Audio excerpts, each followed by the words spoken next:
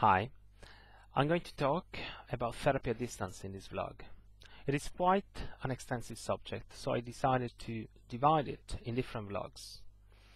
I started with distance therapy by chance. It was in 2002.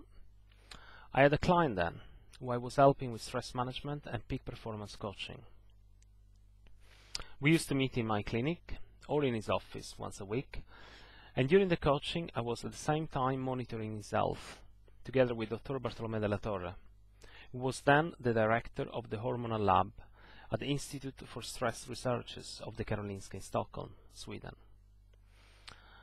I had worked with this client already for 6 months, using coaching, cognitive therapy and hypnotherapy, what I called then cognitive hypno-coaching.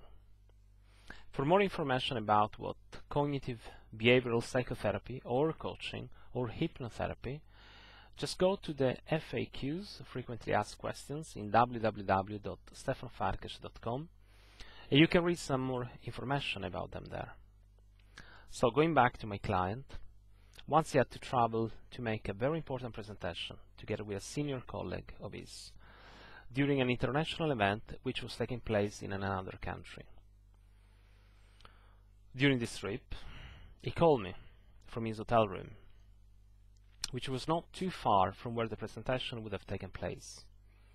He called around 1.5 hours before his presentation started. The event was not organized as him and his colleague expected. The audience was much bigger.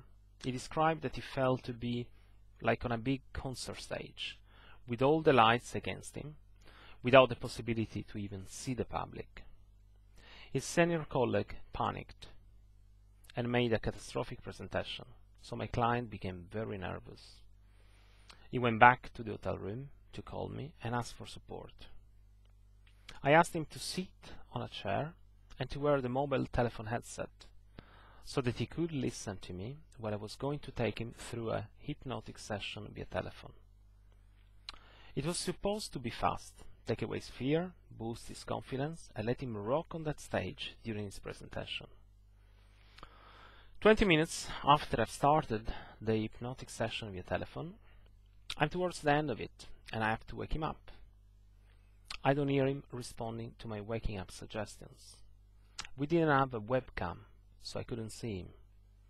All of a sudden, I realized that he might have dropped the earpiece of the headset during the session, and therefore he couldn't hear me anymore. I didn't know in which hotel he was. I didn't have an alternative telephone number where I could reach him, and I just feared for the worst, that the client went from hypnosis to sleep, and I had no contact with him, so I was not able to wake him up to go to his presentation. He would have naturally woke up anyhow, so don't worry about that.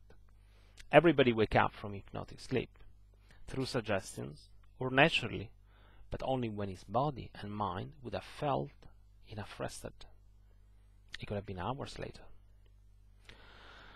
All this panic situation lasted between 1 to 2 minutes only. But those were the longest 2 minutes in my life. The client woke up. The earpiece was in place. He went just very deep in hypnosis, so it took a little extra time to get back to the awakened state.